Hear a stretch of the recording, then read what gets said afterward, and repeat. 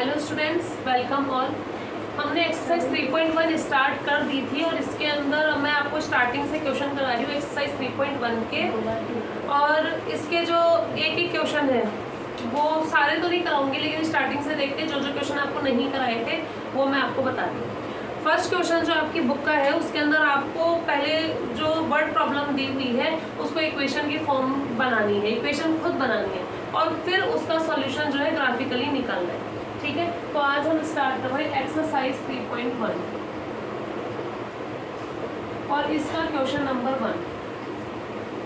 Question number 1 का first part आपको इसके अंदर ऐसे बोला हुआ है 10 students of class 10 took part in a mathematics quiz.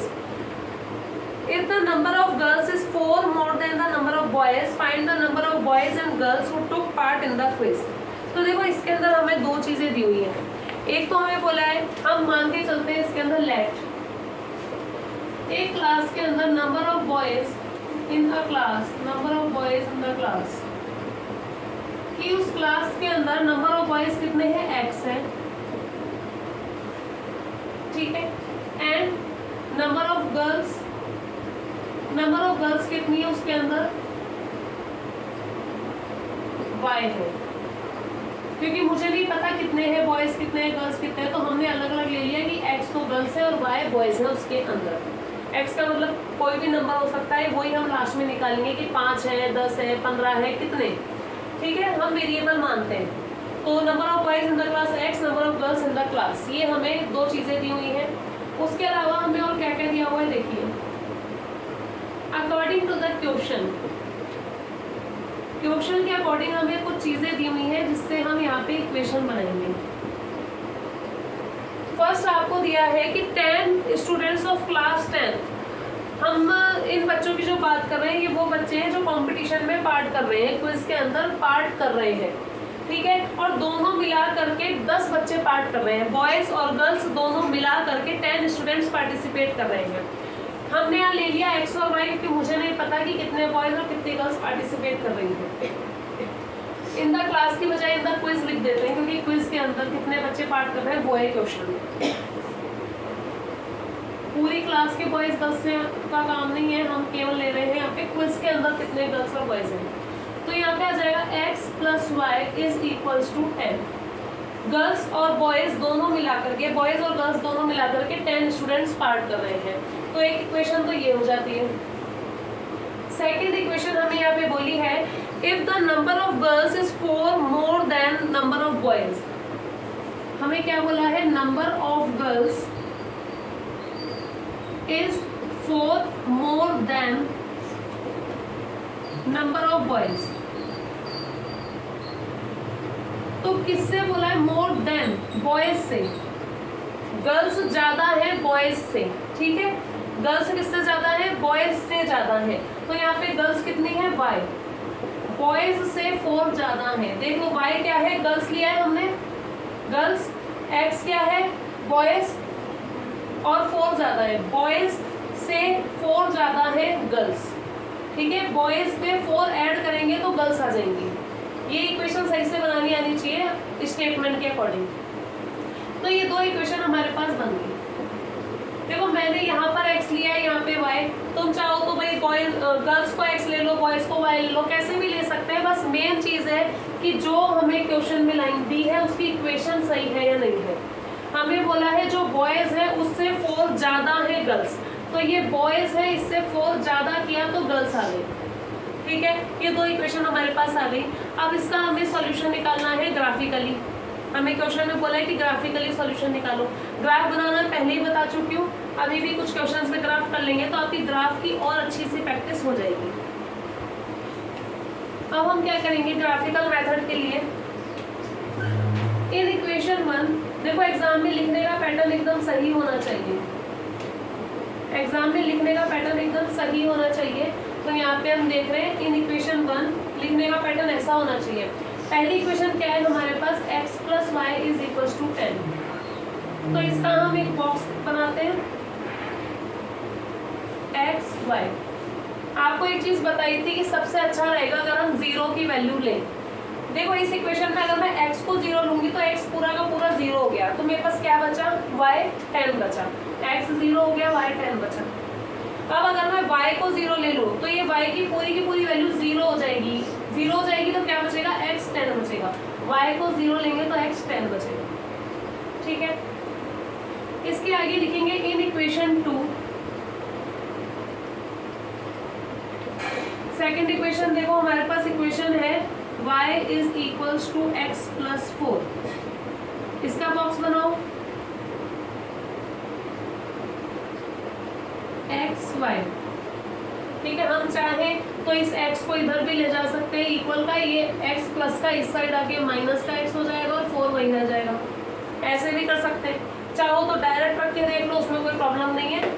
रफली आप डायरेक्ट रख सकते हो। क्या रखेंगे, पहले मैं x को अगर 0 ले लूँ तो देखो y का y और x की जगह अगर मैं 0 ले लूँ, x की जगह क्या बना दूँ 0, तो y कितना आ गया हमारे पास 0 प्लस 4 4, ठीक है।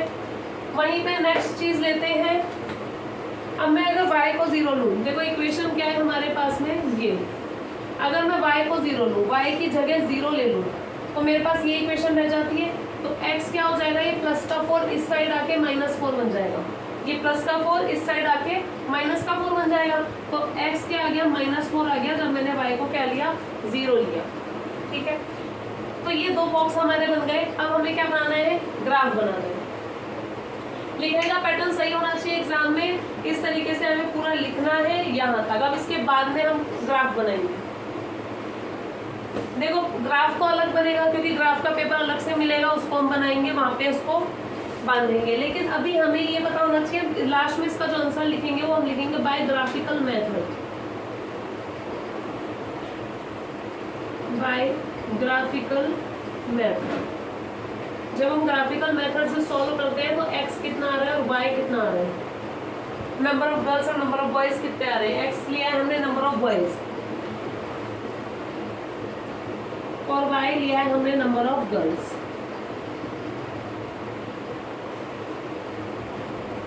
तो जो भी आंसर आएगा उसको हम यहाँ मेंशन कर देंगे और ये आंसर हमारा कंप्लीट हो जाएगा। ये लिखने का मेथड हो गया। अब ग्राफ बनाते हैं इस वाली इक्वेशन की।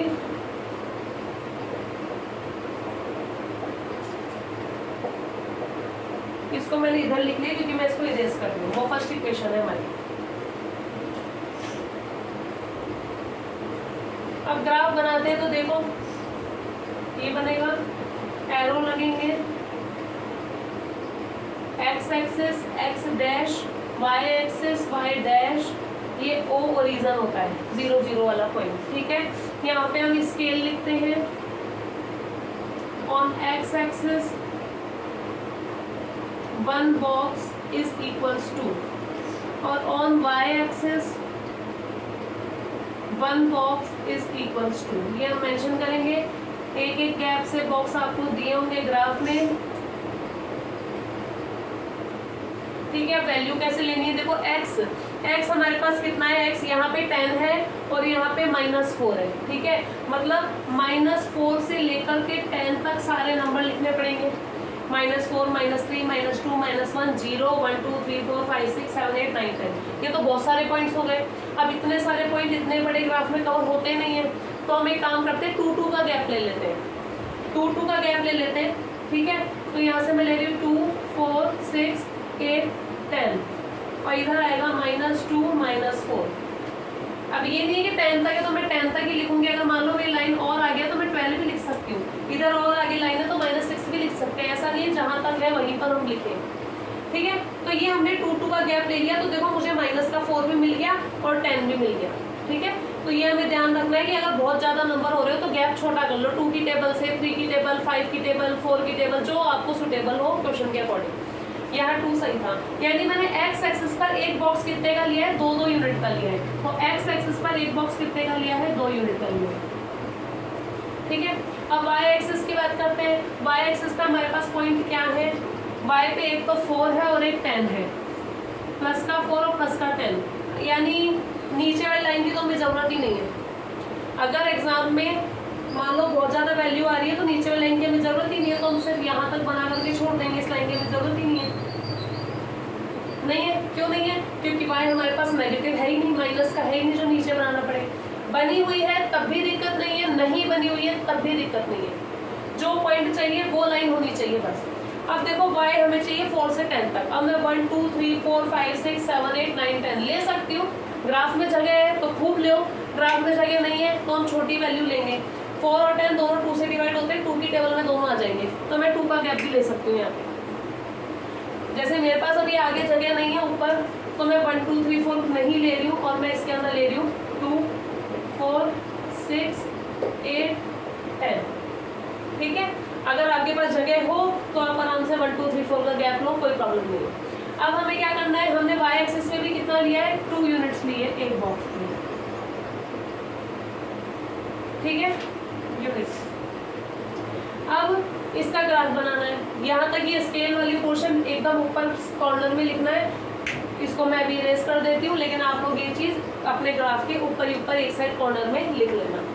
अब ग्राफ देखिए, देखो 0 0 से जब बनता है ना तो बहुत जल्दी से ग्राफ बन जाता है, उसमें ज़्यादा कुछ नहीं सोचना पड़ता। देखो x कितना चाहिए 10, x वाली लाइन पर 10 गिरा, और y कितना चाहिए 10, y वाली लाइन पर 10 गिरा, और इन दोनों लाइनों को आपस में क्या मिलाना है, मिला देना है।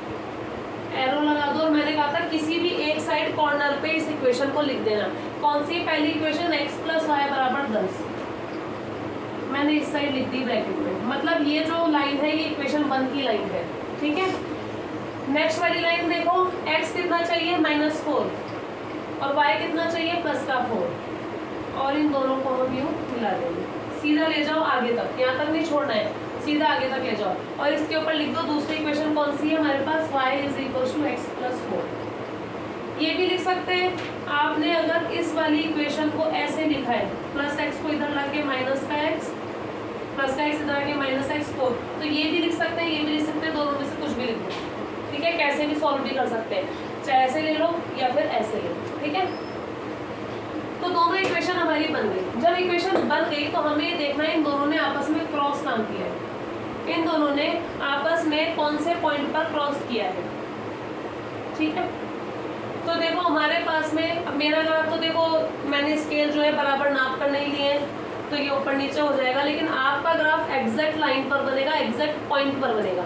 तो जब आप उसको मिलाओगे तो आपके पास में कुछ ऐसा बनेगा। ठीक है, मतलब इस वाले पॉइंट को दोनों एक्सिस पे मिलाओगे, y वाली पे और x वाली पे, तो x पे मिला 4 पे और y पे जाके मिला 6 पे।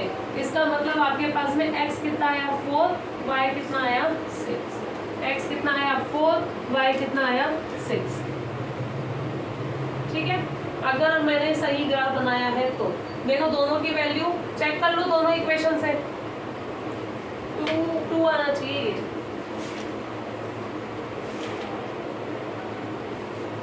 2 और 8 आएगा शायद, क्योंकि देखो अब देखो मान लो मेरा ग्राफ गलत है ही गलत, क्योंकि मैंने गैप बराबर लिया ही नहीं है, तो मेरा आंसर गलत आ गया। अब आंसर अगर गलत आ गया, क्योंकि मैंने ग्राफ में नहीं बनाया ना, मैंने बोर्ड पे बनाया है, इक्वल मेजर नहीं लिए, इसलिए मेरा आंसर गलत आ रहा है। अब देखो एक चीज़ समझना है यहाँ पे, मान लो मैंने तो आंसर निकाल दिया भाई, मेरा तो 4 और 6 आ रहा है। फर्स्ट इक्वेशन तो सेटिस्फाई हो रही है। पहली इक्वेशन क्या थी, x + y = 10, तो देखो दोनों को प्लस करके 10 आ रहा है, हो गई। दूसरी इक्वेशन क्या है, y = x + 4, देखो आ रहा है क्या, x में x है 4, और 4 में अगर 4 को जोड़ेंगे, जैसे हमारे पास में क्या है, y = x + 4, तो x को अगर मैं 4 ले लूँ, जो मेरा आंसर आया x4, तो यहाँ तो भाई 8 आ गया, 10 थोड़ी 6 थोड़ी आ रहा है। इसका मतलब मेरे में मिस्टेक है, मैंने क्वेश्चन गलत किया है। फर्स्ट इक्वेशन सेटिस्फाई हो रही है, दूसरी नहीं हो रही। आंसर चेक करने का तरीका यही होता है कि अपनी दोनों इक्वेशंस को चेक कर लो कि दोनों इक्वेशन को ये नंबर सेटिस्फाई कर रहे हैं या नहीं कर रहे हैं। ठीक है, तो यहाँ पे ग्राफ क्या मेरा थोड़ा ऊपर नीचे हो गया है, ये 2 और 8 आ रहा है। थोड़ी सी लाइन को अगर गैप मैं ये बराबर ले आऊंगी तो अपने आप रफ में भी सही बन जाएगा। कुछ ऐसा ग्राफ बन रहा होगा। क्या हुआ, हाँ तो ठीक है ना, देख लेंगे इसको जो भी आ रहा है। इसको इक्वल ले लेते हैं ग्राफ को। अगर तुम लोग रफ कॉपी में बना रहे हो, चलो ग्राफ में बनाओगे तब तो तुम्हारा आंसर आ जाएगा जो आ रहा है, लेकिन रफ कॉपी में बनाते टाइम तुम्हें किस चीज़ का ध्यान रखना है, इक्वल इक्वल गैप लो, स्केल से मेजर कर लो, इक्वल इक्वल गैप होना चाहिए, ठीक है। ये आ गया कितना था 2 4 6 8, थोड़ा सा इक्वल लेती हूँ 10, और इधर की साइड भी थोड़ा सा इक्वल लेंगे -2 -4, ठीक है। इधर की साइड जितना गैप है इक्वल इक्वल गैप लो,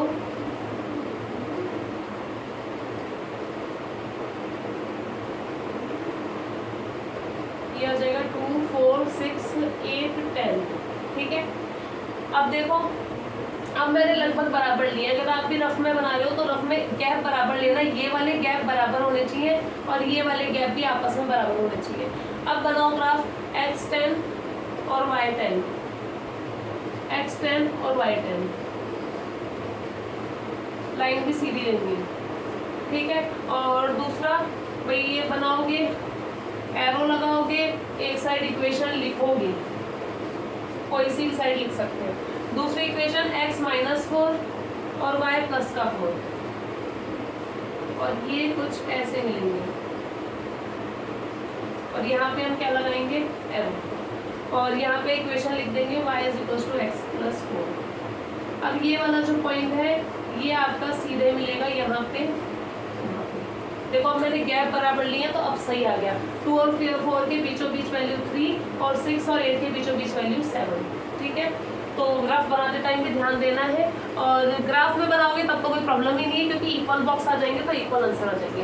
तो यहाँ पे हमारे पास में आया x पे तो आया 3 और y पे कितना आया 7, x 3 y 7। अब दोनों इक्वेशन चेक कर लो। पहली इक्वेशन क्या थी, x + y = 10, तो देख लो x 3 y 7 10 हो गया।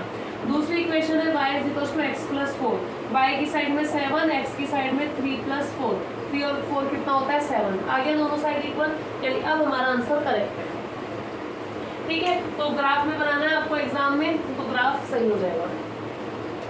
ये लिखने का मेथड आपका, ये ग्राफ बनाने का, यहाँ पे स्केल लिखना है, x एक्सिस पे कितना लिया है, y एक्सिस पर कितना लिया है। नेक्स्ट क्वेश्चन इसी का बी पार्ट। बी पार्ट के अंदर देखो 5 pencils and 7 pens, B part कर रहे हैं। लेट यहाँ पे क्या दिया है, 5 pencils 7 pens together cost ₹50, whereas 7 pencils and 5 pens together cost ₹46। find the cost of 1 pencil and that of 1 pen। अब मुझे यहाँ पर 1 pencil 1 pen की कॉस्ट नहीं पता, तो यहीं पर हम उसी से स्टार्ट करेंगे। Let cost of 1 pencil, cost of 1 pencil = ₹x, symbol जरूर लगाना, रुपीज है तो रुपीज में, और कोई यूनिट हो तो वो लगा देना। नंबर ऑफ बॉयज और गर्ल्स में कुछ नहीं लगाना था। यहाँ पे cost of 1 pen = ₹y। Next क्या लिखेंगे, according to the question, question के according, according to the question, question के अकॉर्डिंग हमें क्या समझ में आ रहा है, हमें यहाँ पर ये समझ में आ रहा है। फर्स्ट हमें बोला है 5 pencils 7 pen, 5 pencil, पेंसिल के लिए अपन ने x + 7 pen, पेन कितने रुपीस के लिए, y रुपीस के लिए। 5 pencils and 7 y, ठीक है। पेन हो गया 7 पेन, y लिया था, पेंसिल को x लिया था, तो 5 पेंसिल और 7 पेन मिला करके आ रहे हैं ₹50 के। यहाँ पे मैं सिंबल नहीं लगा रही क्योंकि अभी हम सिर्फ इक्वेशन बना रहे हैं। तो इक्वेशन 1 ये हो गई। सेकेंड इक्वेशन हमें क्या बोली है, 7 pencils and 5 pens, 7 pencils and 5 pens = कितने रुपीस के हो रहे हैं, ये हो रहे ₹46 के। ये होगी इक्वेशन नंबर 2, ठीक है। अब हमें क्या करना है, इसको ग्राफिकल मेथड से सॉल्व करना है। इन इक्वेशन 1 देखिए, इन इक्वेशन 1 फर्स्ट इक्वेशन क्या है, 5x + 7y = 50। अब यहाँ पे है समझने की चीज एक, क्योंकि यहाँ पे वैल्यू देखो 0 रखने से पूरी नहीं आ रही है। कैसे, अगर मैं y को 0 रख दूँ तब तो आ रही है, मैंने y को रखा 0 करते ही ये 7y पूरा का पूरा क्या हो गया, गायब हो गया। क्या बचा, 5x = 50, क्या बचा हमारे पास 5x बराबर 50, x बराबर 50 डिवाइड बाय 5, ये मल्टीप्लाई वाला नीचे आ जाएगा तो डिवाइड हो गया 10। y को 0 लिया तो x 10 आ रहा है, यहाँ तो प्रॉब्लम नहीं है। लेकिन अगर मैं x को 0 लेती हूँ, x को 0 लूंगी तो ये x वाली पूरी टर्म हट जाएगी, हमारे पास बचेगा 7y इज इक्वल टू 50 और y इज इक्वल टू 50/7 और इसको जब वैल्यू में निकालेंगे तो ये आएगा पॉइंट में। पॉइंट वाली वैल्यू हमें लेनी नहीं है तो हम क्या करेंगे, अब मैं 0 नहीं ले रही हूँ, कोई और वैल्यू सोचते हैं इसकी, ठीक है। अब वैल्यू या तो सोचते रहो दिमाग में कि भाई 1 ले, 2 ले, 3 ले, 4 ले, या फिर एक सीधा सा तरीका है 5x + 7y = 50, ये हमारी इक्वेशन है, ठीक है। हमें कोई सी भी, ऐसा नहीं है मेरे लिए कि मैं x की ही वैल्यू रखूँ और y की निकालूँ, x की रख दो चाहे y की रख दो, किसी की भी वैल्यू आप रख सकते हैं। तो यहाँ पे मैं एक काम करती हूँ, 7 से डिवाइड की बजाय 5 से डिवाइड ईजी रहेगा। ये देख लेना जब इसको रीअरेंज कर रहे हैं, उस साइड लेकर जा रहे हैं, तो ये देख लेना कि डिवाइड में क्या आएगा। अगर मैं 5 को नीचे लूँ तो ज़्यादा अच्छा रहेगा 7 को नीचे लेने के बजाय। 7 की टेबल थोड़ी सी हार्ड हो जाती है 5 के कंपैरिजन में, ठीक है, क्योंकि 5 के लिए तो सीधा सा लास्ट में 0505 चाहिए। तो मैं ऐसे कर रही हूँ, ये प्लस का 7y उस साइड जाके क्या हो जाएगा, माइनस का 7y, प्लस 7y उस साइड जाके क्या हो जाएगा, माइनस का 7y हो जाएगा। और यहाँ से ये x की वैल्यू है 5, यहाँ पे मल्टीप्लाई है, उधर जाके डिवाइड में लगेगा पूरे के, ध्यान रखना पूरे के डिवाइड में लगाना, x मल्टीप्लाई में उधर जाके डिवाइड हो गया। अब हमें y की कोई वैल्यू लिखनी है जिससे x 0, मतलब x की वैल्यू निकल आए पूरी, ठीक है। अब देखो यहाँ पे डिवाइड किससे करना है, 5 से। 5 की टेबल का क्या रूल है, लास्ट में क्या होना चाहिए, 0 या 5 होना चाहिए, ठीक है। अब देखो 50 में से जैसे ऐसा कुछ माइनस करूं, जैसे मान लो मैं y को 5 ले रही हूँ, y को 5 लेंगे तो क्या आएगा, 50 - 7 × 5, 50 - 7 5 = 35, ठीक है। यहाँ पे मैंने 5 लिया, क्योंकि अगर मैं 1 लूंगी तो 7 × 1 = 7 और 10 में से 7 माइनस करूंगी पीछे वाले 10 में से, तो 3 बचेगा, तो 3 तो डिवाइड होगा नहीं। अब अगर मैं लेती हूँ y की वैल्यू 2, 7 × 2 = 14, फिर वही 10 में से 4 माइनस करूंगी तो 6, वो भी डिवाइड नहीं होगा। तो ऐसी वैल्यू लेनी है जिसके लास्ट में 0 या 5 मिल जाए माइनस करके। y की वैल्यू 5 ले ली तो हमें यहाँ पे ये मिल गया 10 5 5 हो गया और 4 3 1 डिवाइड बाय 5, ये आ गया 3, ठीक है। ये चीज आप रफ में शो कर सकते हैं।